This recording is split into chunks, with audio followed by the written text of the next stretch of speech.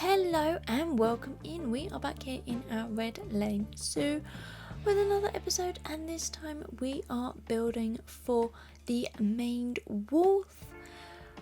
And we're actually working just next to at the back of really the capybara habitat. So that kind of gives you some kind of idea where this is, I hope. I have also done some sort of staff buildings around here. So when I was working on this, I kind of noticed that we didn't have many work zones set up, and we were having animals brought in from like right over the other side of the zoo, and it was taking a long time for things to actually appear.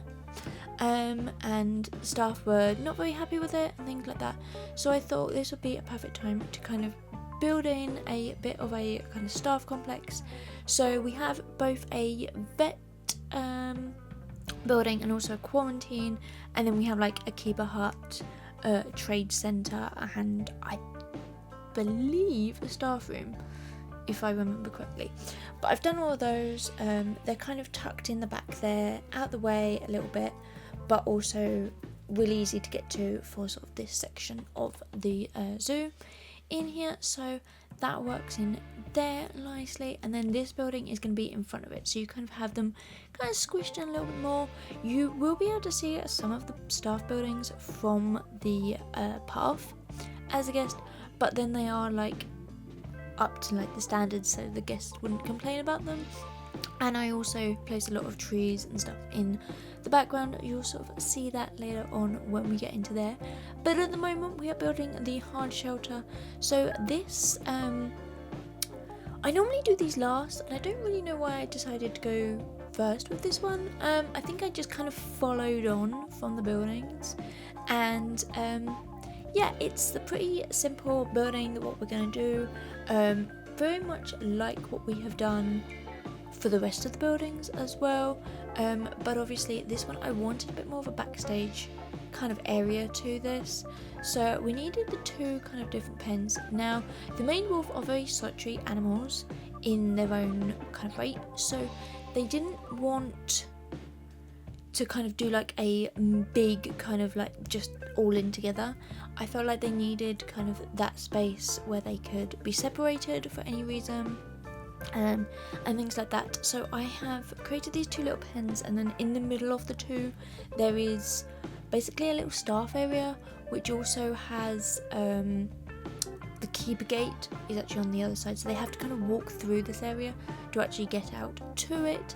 So I figured that would be a perfect kind of way in here, and it makes it a little bit more realistic to actually sort of see staff in the middle here. As you can see, I have placed down that feeder. Off the top of my head, I can't remember who it's done by.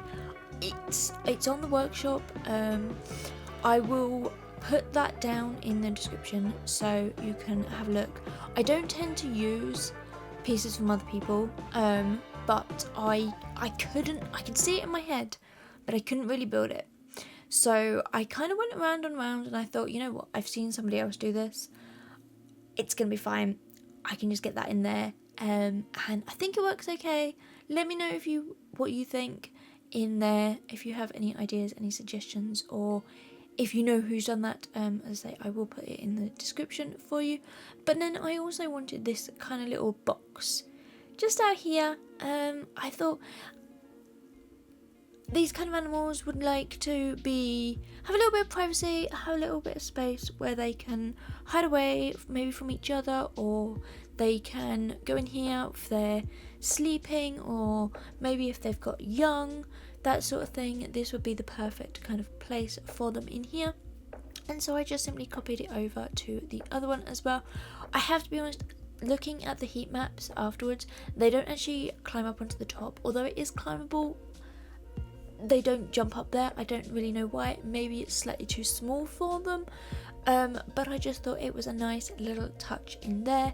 And obviously I've covered it with some bedding and things like that as well, just to make them look and feel a little bit more realistic as what you would kind of see in there for these kind of animals. And now we're going to work in this middle space. So wanted to kind of create a little bit of a notice board in here.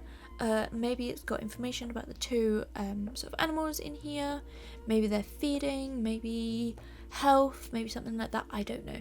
But all of these sort of backstage images that I looked at when I was kind of working on this seemed to have like a little notice board going around with different information and bits and pieces on, so I thought that would work out in here really nicely. And yeah, now we're going to get in a little table in here. Now I have built this sort of several times in many different formats, but I figured this one in here, unfortunately, because I've put like the grate and I've put like the yellow kind of safety warning, as in like don't get too close to the animals or to the fence, like they may bite, kind of thing. It seemed a bit of an odd place to put it, but there really was no other space in here other than like up against the mesh, and I didn't really want that in here for them, so that's kind of why there is a little bit of a different height and things like that, because it is raised up in there, and then a few little tools and bits and pieces in here. I figured that maybe the animals would be shut in and the keepers could go in and tidy up, or you would have something kind of very realistic like that. Now I haven't placed any gates to actually for the keepers to get in to the indoor section. I figured they would maybe go outside, or they would have some other way to get in there as well. And then I have just placed a little wheelbarrow and some buckets and things like that in, and we're actually really nearly done with the inside of this. It kind of came together really quickly, which for me, the indoor sections of these are usually quite difficult, but for this one I seem to be able to do it really well in here. And now, as normal, I'm only going to show you a little section of this cladding. It's the cladding that you've seen me do on pretty much all of the builds throughout this zoo. So I didn't really want to like show you repeats of everything. If you do want to go back, I have this whole zoo playlisted, so you can check that out. I will put a card up in the very top corner for you, so you can check that one out if you are just joining us.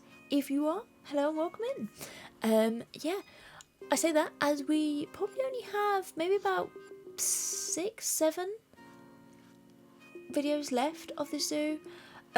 If you have any ideas, let me know. I'm interested to know what you would like to see after this. So we're probably looking, I think it's probably going to be around April, possibly May time when we actually end this zoo. I have a feeling we're going to get another DLC. We don't seem to be having much Planet Zoo news at the moment, which I kind of understand. Everybody is very much focused on Planet Coaster. I don't know. Let me know what you think, if you have any ideas for future things. I think there's going to be one more DLC, but I'm not 100%, so don't quote me on any of that. But there's obviously animals that I would love to get in to both this zoo and just having the game as well.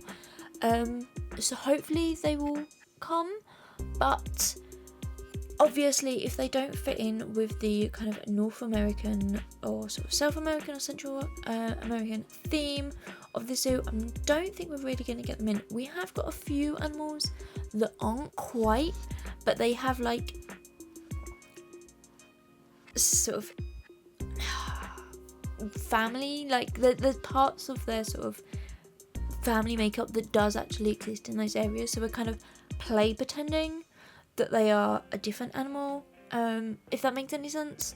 Obviously if we do have to do something like that, we'll have to, but yeah, we've got quite a few coming up, and quite a few big ones as well, so it should be exciting for the end of this zoo. But obviously you'll have to wait and see what future plans, and if we obviously get any more animals that fit, then obviously this will be extended and we will somehow manage to grow the zoo out in here. But what I'm doing at the moment is I'm building a kind of separation pen. So because these animals are quite dangerous, and obviously if they've got cubs, if they're sort of breeding, if they're doing any of that sort of thing, having that sort of separation space is actually a really good thing for them. So I figured a nice little area in here. It's not too big, but it's also not too small, and it goes directly into one of the sort of pens. So I figured that maybe if it was the mum and she's just had like a litter of pups or something, and you kind of wanted them to be in the same house, maybe they can sort of smell each other but not be so close that they can actually get to each other, and still have like that outside run but also being off display, is also kind of a good thing for these kind of animals, where they have that little bit of privacy. So that's what I'm actually doing here. I'm kind of adding in these kind of very loosely done wooden slats going along here. I figured that it would be a really nice sort of touch in there. And again, I don't show you all of it. It took me forever because I didn't do it perfectly either. I just kind of roughly sort of did it so there is holes through so that light can get through and you can sort of see through in bits and pieces. But now we're going to be kind of finishing this area off, so lots of rock work, lots of planting in here as well. So for this area that we're kind of planting up and stuff, the main wolves really like kind of open grassland, lots of kind of space where they can kind of run around and things like that. That doesn't really fit into the zoo. So this zoo is very lush, it's very green, it's very planted, and I kind of wanted to fill that in with here as well. So there is lots of planting in here. I've kind of gone for more kind of scrubland, so lots of kind of bushes, lots of open spaces as well, but still lots of sort of grasses, lots of low-lying plants, but also lots of places for them to hide in, lots of things to make it look interesting. And I think that's one thing, it's always that sort of balance, and I kind of hope I've got it right. Let me know down in the comments what you think in here. But yeah, it's always that sort of toss-up of how much land you give them. Obviously, this is me, so there's plenty of land for them still. But how much planting do you do? What does it look like? Your different sort of viewpoints from different areas and things like that. And I kind of wanted it to be a little bit more green, a little bit more leafy than some of the zoos that I've seen where they have these images. So yeah, I felt like there was a kind of a nice little balance that we've done in here. But now we are working on the kind of barriers and things like that. So this is the kind of wall that we used for the capybara.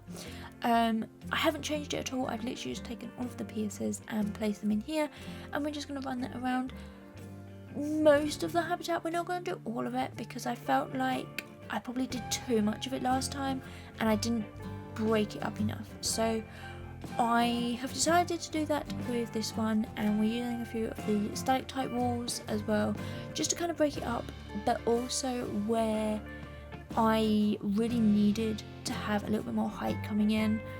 That's kind of what we've done in here. Now these animals can jump, so the depth of this has dropped a little bit more than what we did with the capybara, so it's probably around water level, at like the bottom of the water level for the capybara. So it's around about 3.5 meters deep. It's just so that if they do jump up, they can't get over the top, that kind of thing.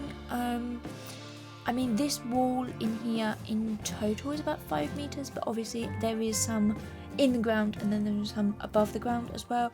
So I haven't given them enough room to kind of jump over. Like, none of this is too close to here, so they wouldn't be able to escape in real life, but also in the game where I have switched off escaping, so that doesn't happen in here, as a nice little sandbox bonus in here. But yes, trying to get all of this in and trying to do some nice curves. So you'll notice I have done a rough plan of the sort of terraces that I normally do in this area, and then we're going to come back through and kind of tidy all of that up as well and just make it look a little bit nicer.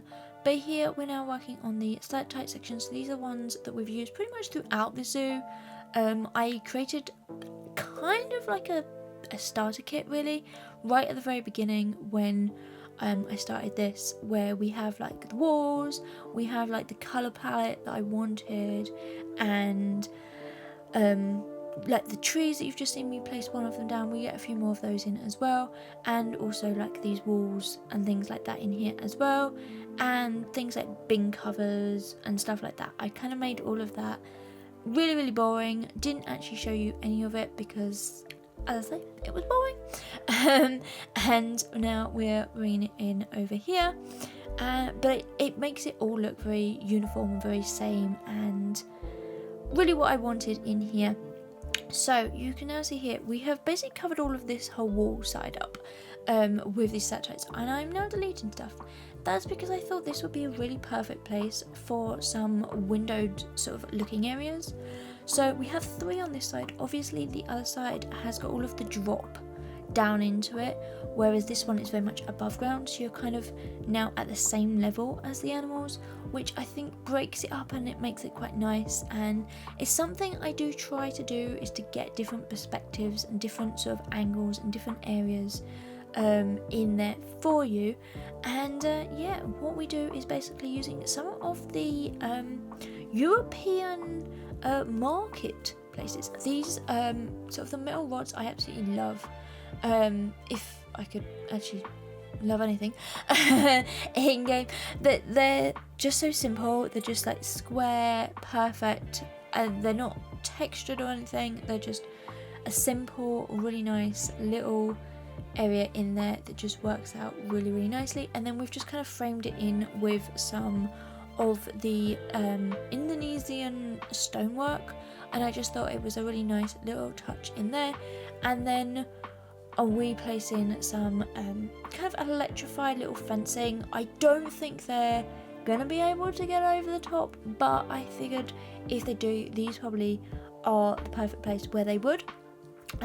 This proved to be a lot more challenging than I actually thought it was going to be. I don't know why I had it in my head that it was going to be really simple, yet no, it was not. It actually proved to be quite difficult to get those in, but now we're actually moving them into place. So we have all 3 in here, and then I do come back through and tidy up a few other bits and pieces just to make it fit in there, and I add some more of the stalactites back in. But now we're just going to smooth out a lot of this habitat, so you can sort of see there is a huge drop in there, and they have access to all of this, but we do place in a lot of rock work just to kind of make it so the animals can't really escape, and it also just breaks it up a little bit. It's not just so much terrain in here. Now there's one area that you've just seen me there, I place a lot of rocks very close to the edge, and it's always that kind of, would they be able to escape, could they, but they haven't, and the heat map says that they can't, so I'm kind of okay with it. I kind of place them rocks at like such an angle that it's quite difficult for them to get over the top, but also here I place some smaller ones in and amongst the fence here. It's where the terrain kind of clips in a little bit more because it is such a big drop, and that's another reason why I haven't done the pathing. So when you come back to seeing the cinematics at the very end, you'll see that I have actually placed the same plaster flooring around, so it now goes around both this and the capybara habitat. It wasn't something I really wanted to do, but there was no way I could get the path to be so close because of the drop. And you can see in a few areas the drop doesn't look very good, so I had to kind of hide it a little bit, and I'm hoping very soon that we're going to be able to kind of lose that little kind of covering. My game is starting to lag, and I do have like 3,600 people in the zoo. I have lots of staff, I have lots of animals, so at the moment we're kind of running as normal, but it is very laggy at times, and then it works perfectly fine for a couple of hours, and then it gets really laggy again. So I'm probably at that point where I start having to restrict numbers of guests. I think I've already restricted it to like 5,000, but I don't think I've ever really got there. So I think that might have to be the time where we start to do that, and then see where we go. I don't really want to get rid of any of the animals that we've used previously, because I feel like we're so close to the end that I would like to keep them all in here, rather than having to like get rid of them all and then bring them back in like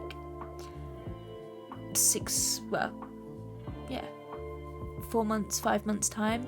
That wasn't really something I want to do. I kind of want to eke it out, so maybe the guests have to go first of all.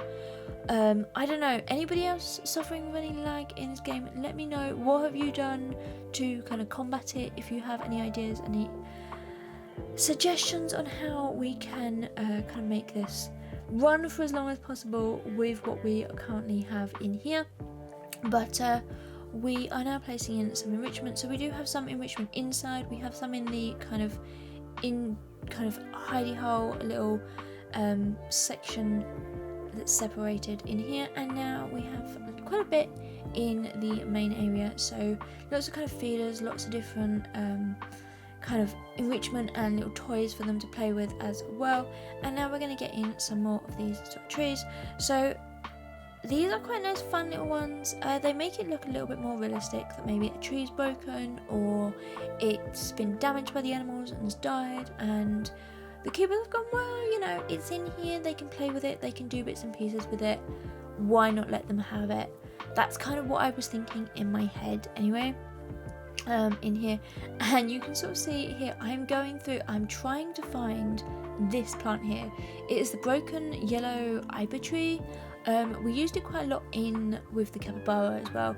I could have just taken it from there, but honestly, this is me and I totally forgot what we did last time in there. So I'm trying to find it in there, and that was a very quick version.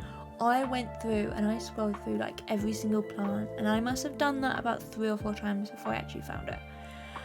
I think because there's so much in the game, I'm very good at memorizing where things are. And I can kind of work out, right, okay, I want this, it's in this category with this subcategory, and I can go straight to it.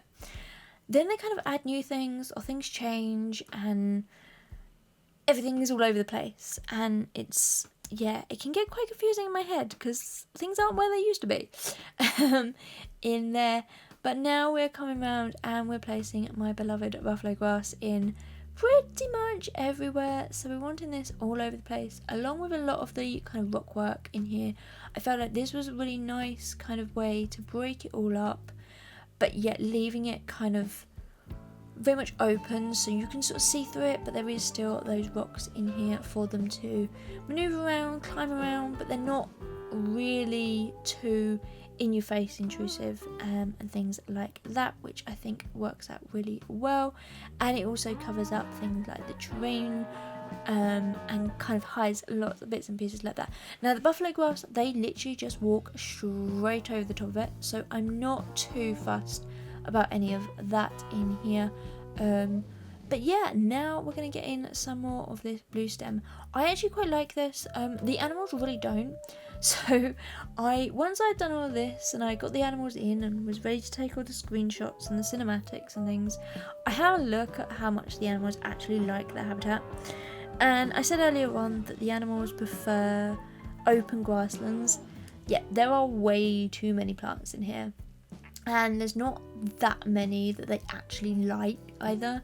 So we're mixing this with kind of very temperate planting, very kind of North American planting, because that's where the zoo is, and I figured that's kind of what would natively grow in this area.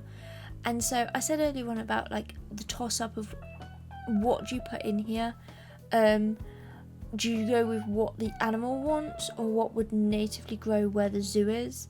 And I think we're getting into the part where we're doing quite a lot of the South American kind of tropical animals, and yet we've kind of kept a lot of the same planting that we used in the kind of North American areas. So it may be a time where some of those kind of bleed out and we kind of get new ones in, but I don't really want it to be very overly tropical, because I'm conscious that this is a zoo that is really based in Southern America, so like Florida, that kind of area. In here is very kind of temperate but tropical, but kind of a nice sort of mix down there, in terms of like planting and things. But with these animals are very much kind of they're wanting a lot more tropical plants now, and we may have to start moving into that area. But as you can see, we're kind of placing lots of different plants in kind of lots of scrub bushes and things like that, as I said, just to make it look really nice and kind of interesting and a little bit overgrown without really sort of doing too much in there. And now we're actually going to place some of the kind of dead versions of those around. So an update a few years ago, we kind of got some gorgeous new bushes, but they actually came in 3 different varieties of the 3 different sizes. So we kind of got just like the leafy kind of green variant, then we had some with flowers on them, and then we had some dead versions, which are absolutely gorgeous. And I've kind of used a mixture of the 3 in here in like 3 different sizes, just to kind of add in some difference in here. But now we're getting in some trees, so we're coming up to the end of this video. If you have enjoyed it, then please give a big thumbs up, and you can subscribe to my channel. But I will see you in the next one. Until then, bye everyone.